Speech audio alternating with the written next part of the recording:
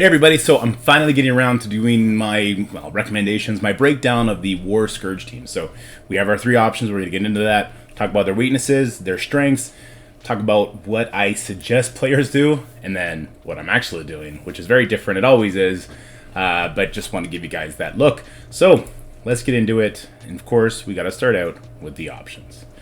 So we do have three unique options. We have Hero Asgards, Marvel Wave 1, and Ravagers. Three very different options, three very unique teams that do unique things, which makes this whole event a little bit more confusing than the last two. Like, we knew Web Warriors was going to be fantastic because they were a raid team. It was very easy to say, go to your Web Warriors, no problem. We knew Young Avengers was going to be amazing because of Squirrel Girl, so that's why everyone was recommending them as their primary team. These ones, it's a little more difficult, so let's talk about it. We got Hero Asgardians. This is going to be my T-Force ISO 8 recommendations. I've been asked a countless times, so here it is, guys. For Sif, really just the ultimate and the passive. Passive, you're going to get extra blocks in. The ultimate is just for damage. It makes you rebound at least one more time, which is great. Her damage is really good since the rework. Now, I like her either for... This is all Scourge mode. This is not for war defense. I like her as a fortifier or a skirmisher, getting lots of skirmisher out there, and also just peeling buffs off. Next, we got Thor. Everything but the basic is incredibly powerful. Even the special with the extra chain does more damage. And then Striker, because he has somewhat longer cooldowns. It depends how many times he's popping off with his passive charge. But if he does end up using his basic, he's going to flip a defense up, the defense down, which is really powerful. So it's highlighted in red because it's like a luxury, if you will. And I like him as a raider just because he is popping off. Basically, everything he's going to be doing is AoE. Love that. He's going to be feeding vulnerables as well. Then we have Valkyrie, one of the new characters. So, everything but basic, but I also could have highlighted her basic, similar to Thor's, because I'm recommending her as a striker. So, all of her abilities add tremendous. So, I think one is stun. I think that's her special. One is ability block. That's her ultimate, or vice versa. And then her passive is just a lot of damage, which is great. And as a striker, she's actually gaining additional stacks of charge, which is why I like her as a striker in the Scourge event. It's prolonged fights. She's going to be getting that off more often, so I really like her as a striker. Then we have Mighty Thor. Basically same as Valkyrie. You can make an argument for doing absolutely everything, because again, striker. Her ISO attack actually clears buffs, which her and Valkyrie, they're the only two, in my opinion, interesting ISO attacks, which is why I'm using them as a striker for this event. But yeah, her ultimate and her passive are great. Basic, you can make an argument for. And the special, I actually think is very close to essential just because the amount of damage this character is going to be putting out, which is amazing. Then we have Heimdall. Heimdall's a very easy character. Just the special, just that extra one debuff clear is going to be really good for this team. And I want him as a raider because his special and ultimate, they do AoE attacks. So he's going to get a lot of vulnerables out there for Valkyrie and Mighty Thor to bang into. So what are the strengths of this team? The stats. They're a new team, so their stats have been adjusted to be relevant to the most new content. The AoE stun from Thor is crazy strong, right? It's great. The passive healing they each get on their turns gives me a Web Warriors-esque level of healing. Like for Web Warriors, I think it was whenever they crit or debuff or something like that, they got heals. Well, Hero Asgard, whenever they take a turn, they get a pretty sizable heal. Problem is their speed. We'll get into that in a little bit. The ramping damage from Valkyrie. So Valkyrie is similar to Silver Surfer. Every time a turn gets taken, the damage gets increased, so she's just hitting harder and harder. I think up to 3 times, up to 30% damage, so Valkyrie is a huge source of damage. They're slow to die, again, from Valkyrie. Because of her passive, if somebody dies, there's that 50% chance, she heals everybody up, clears all their debuffs, gives them a bunch of buffs, and they go to town. So I could really see this team being like your final stand team to get through Node 5 or Node 10, whichever one's more difficult, and you just crawl your way through the finish line. I could definitely see that happening. They're the clear damage leaders. This team hits so much harder than the other teams. It's not even comparable. It's nowhere close.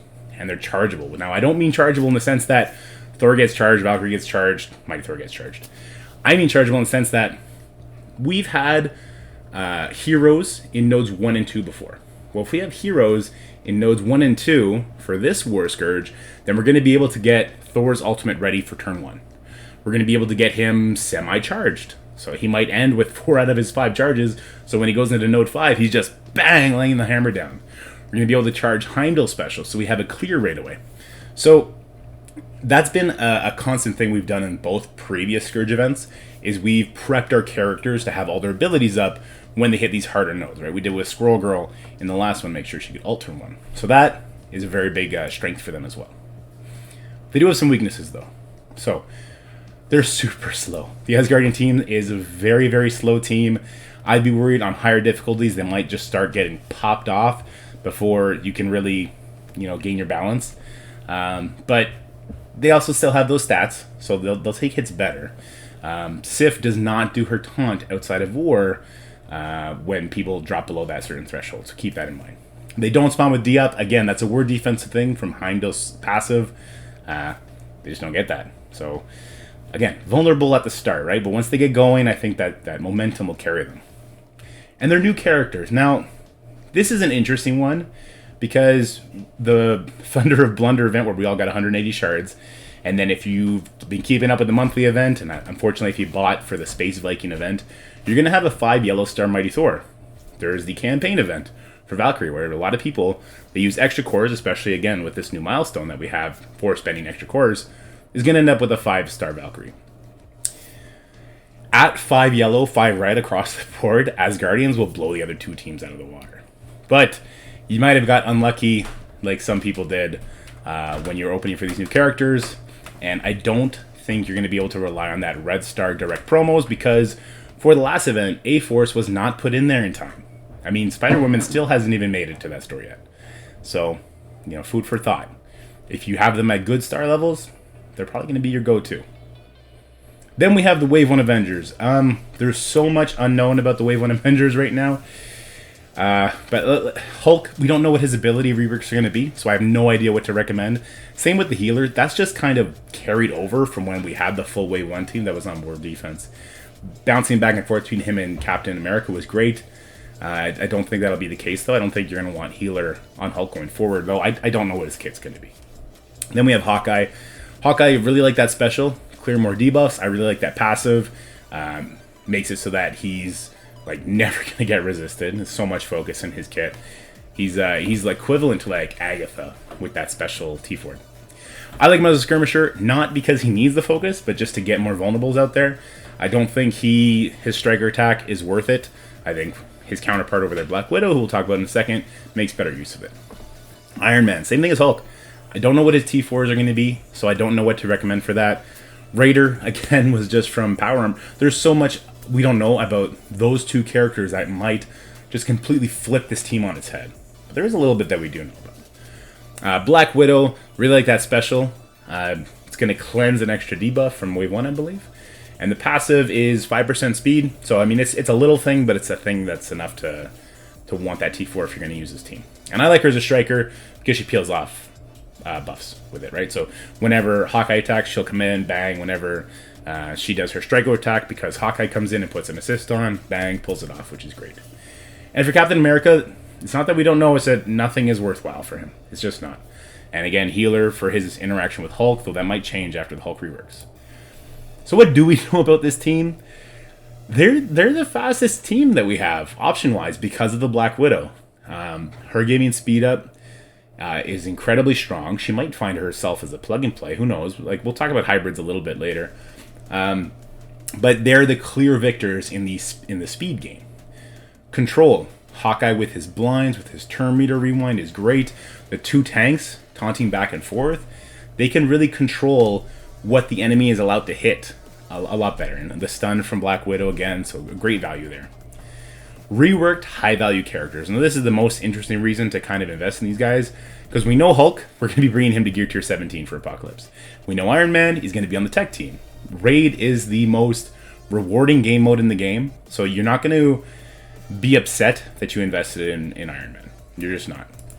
But they have a lot of weaknesses, especially because stuff we don't know about. Stat-wise, Captain America is probably the weakest character out of the 15 that we have available. He'll get absolutely crushed. Even blocking, he's going to get dumpstered. So you got to be worried about that.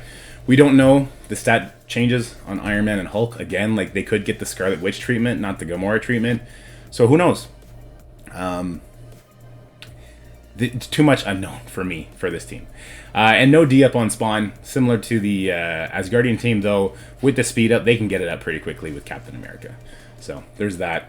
And yeah, just the unknown about what's going on with the reworks makes it hard to say, oh, go slam your resources into wave 1. And then we have our final option, the Ravagers. Mary Poppins, y'all. Okay, so the Ravagers, I think, are the underdogs, but like very appealing underdogs. But they have their own faults as well. I don't think there's going to be that Young Avengers option here. But anyway, we'll get into that.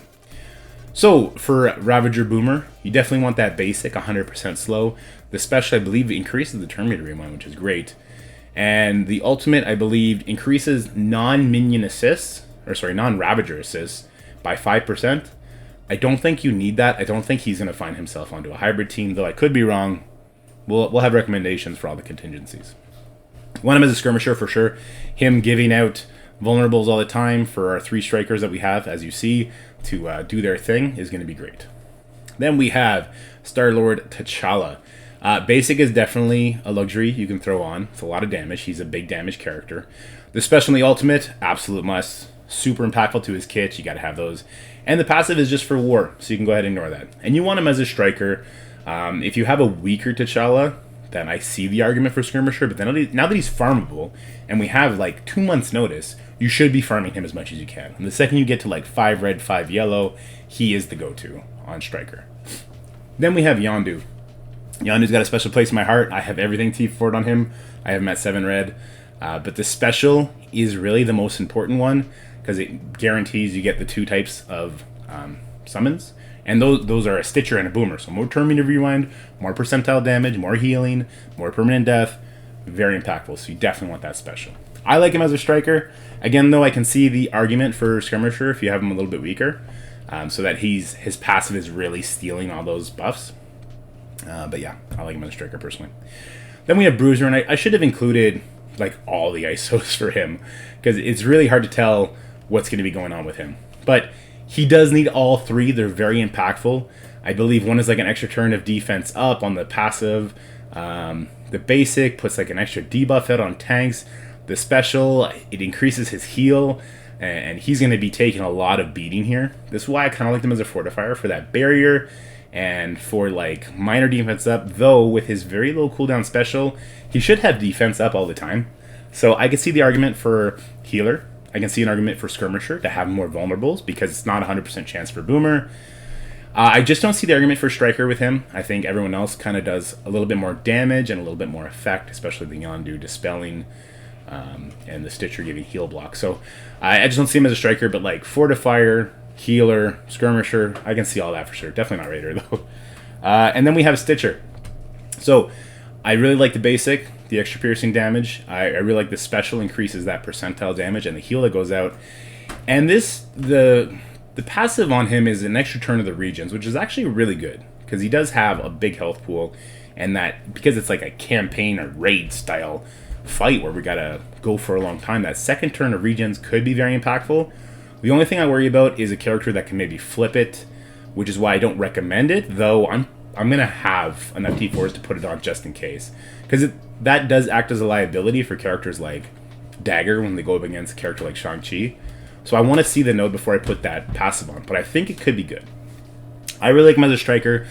A lot of people have him at gear tier 16 from Dark Dimension 5, so that damage is huge on that basic, just like pop, pop, is really big. But I could also see him as a healer for this event, though I think striker pulls out ahead just for that extra damage. So let's talk about the strengths here.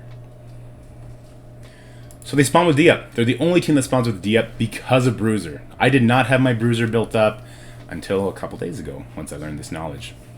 The buff stealing. The buff stealing from Yondu is incredible. Get through stealths. Well, Hawkeye can get through stealth as well, but it'll get through stealths, get through your defense up, get through tanks a lot easier. They have that similar interaction like Hawkeye and Black Widow do, though it's a lot stronger because the Bruiser will dispel, as will Yondu, which is great. Lots of turn meter rewind. So you have Hawkeye with wave 1 who can do it, But then you have Ravager Boomer and the Ravager Boomer summon. So you get that AoE, turn me to rewind like crazy, which is great. Permanent death from Stitcher and the Stitcher clone. Again, we don't know. Could we see a Dormammu for the first time on one of these nodes? It's possible. And then, the most unique thing that any non-legendary character has is the energy steal that only Star-Lord T'Challa does in the game. That's kind of a big reason why people argue for skirmish on him, to make sure he lands that blind, so he does it. But could you imagine if we see a Doom on one of these nodes? Everyone's going to be going right away to Star-Lord T'Challa to deal with that, because I don't think we have a trauma unless Hulk or Iron Man get trauma in their kit. Yeah, out of the three, we do have a trauma with Mighty Thor, though, I believe, and then we can land a stun on them after that. So I mean, there'll be ways to work around it, but Star-Lord T'Challa will be the easy solution, right? So there's a lot of uniqueness in the Ravager kit that makes me kind of scratch my head and go, well, they're pretty good. They're a weakness, so they're very slow. I mean, Star-Lord T'Challa is pretty quick, but the rest are slow. Once Yondu gets going, he's going to give that speed up, and they start moving a little bit quicker, which is nice. But they are still squishy. So if there's a lot of fast characters, especially ones that'll peel that defense up off them right away, they can get in real trouble. Weaker, this is a little bit subjective. I mean, they're weaker than the Hero Asgardian team. They're not going to do as much damage. But they kind of whittle things down until Star-Lord T'Challa starts like popping people off.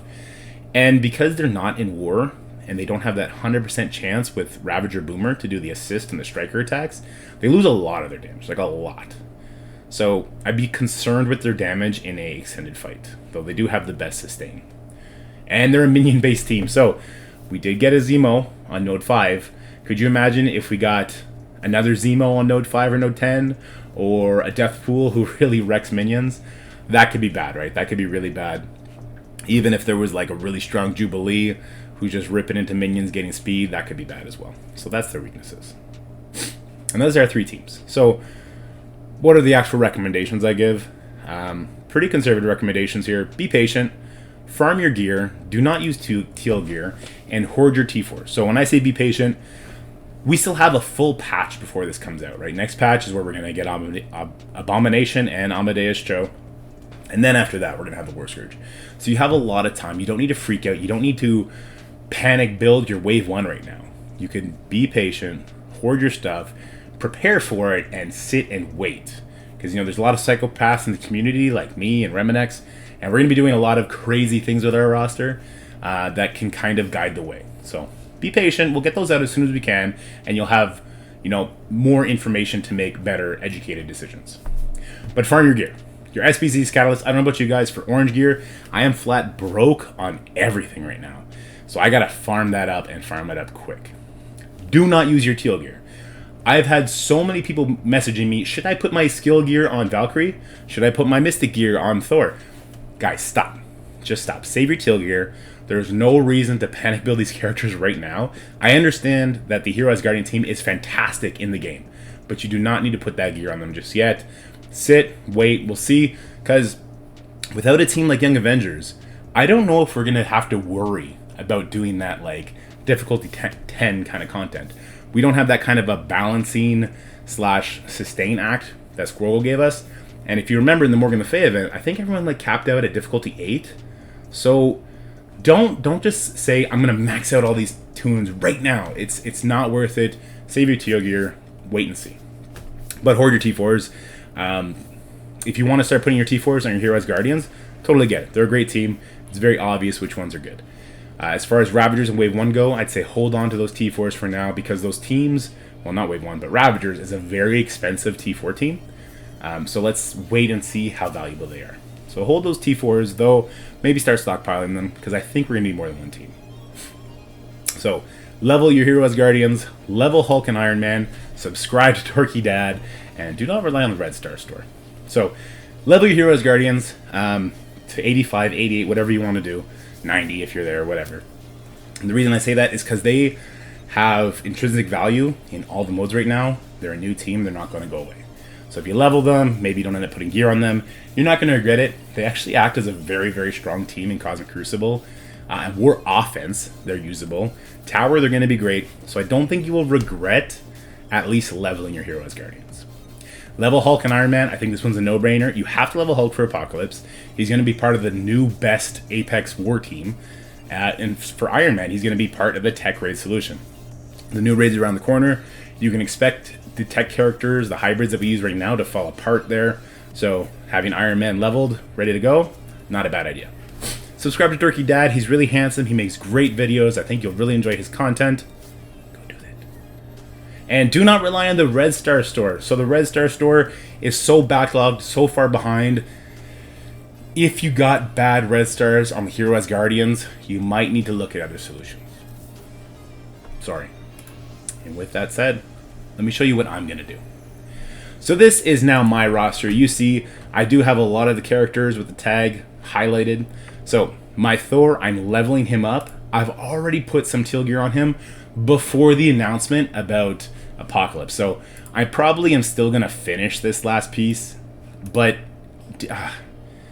I'm not your actual dad, but like, do as I say, not as I do. I think that applies really well here. I wouldn't put teal gear on Thor. Star-Lord T'Challa, I already had teal gear from Dark Dimension 5. The reason he's marked right now is because I'm farming his last 50 shards and want him to have that 7th yellow star by the time the event comes. And he is farmable now, very recently, guys, so make sure you're farming him on Doom War 3.9. So that's for Star-Lord. Valkyrie, I am bringing her up to gear tier 15. I got the T4s on her. I'm leveling her as I go. So I'm all in on the Valkyrie train. I got that 6 red stars. Very excited for her. Sif is going to be getting levels once well, you see, I have no training materials, basically, no gold. So I'm going to be working on Sif as we go, and I'm going to be getting that T4 here for the block chance and the hero Asgardian resistance and the rebound chain. She does a lot of damage, so I'm definitely going to be putting those T4s on her. Heimdall, he's just getting levels, and this, I'll probably leave him at gear tier 14 for now. I think he's the weakest member, most replaceable, so there's that.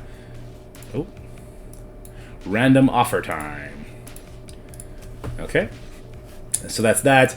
And Mighty Thor. So this is where it really hurts. I was just talking about the Red Star store. Well, there's that. I didn't get a lot of luck. I am going to be bringing her up just because, even if not for the Scourge, as soon as she is available, I'm going to be buying her up. And we'll go from there. But I might have to replace her and do some kind of wonky hybrid. And I told you we talk about hybrids, and this is where I'll take the time to do it. I am kind of looking at using Hulk, depending on his rework, in place of Mighty Thor, just because of my situation. So as far as hybrids go, I think there is room for it with these 3 teams. But all else equal, if you have a full team and you can level them and they have similar red stars and yellow stars, I think you want to stick with the full teams here. I think that'll do you better.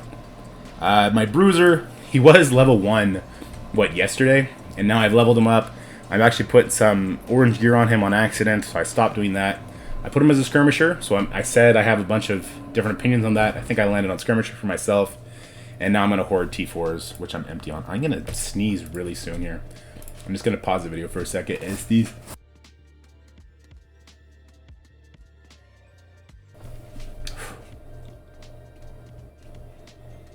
So, but Iron Man, I'm leveling him up slowly but surely. Hulk, I'm going to be leveling him up.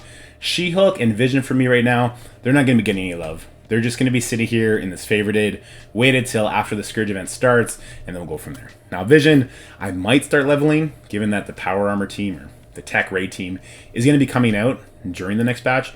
But we'll see how much I can, get ahead. Because I said Horde.